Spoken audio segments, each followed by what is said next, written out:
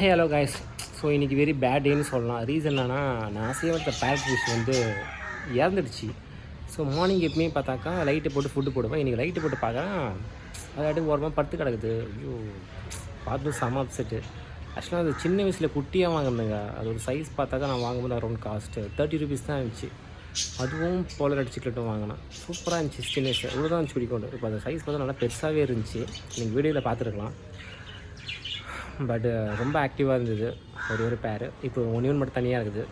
கஷ்டமாக இருக்குது. இன்னொரு பேர் வாங்கிக்கணும் கூட எதிர்பார்க்கல. So life is always unexpected moment. We can accept அந்த மூவி டைம். எதிர்பார்க்காத விஷயம் தான் சந்தோஷம் நம்ம லைஃப்பில் நடக்குது. பட் நான் இது எதிர்பார்க்கவே இல்லை கொஞ்சம் கூட. ஏன்னா ரொம்ப ஆசையாக வளர்த்துது. அது ரீசனாக பார்த்தாக்கா அதுவும் அதோட பேரும் நல்லா விளையாட்டு இருந்துச்சுங்க. சரி எக்கு ரே பண்ண போகுதுன்னு நினச்சிட்டு இருந்தேன். பட் அதுக்குள்ளே இப்படி ஆகிடுச்சு. வெரி பேட் டே.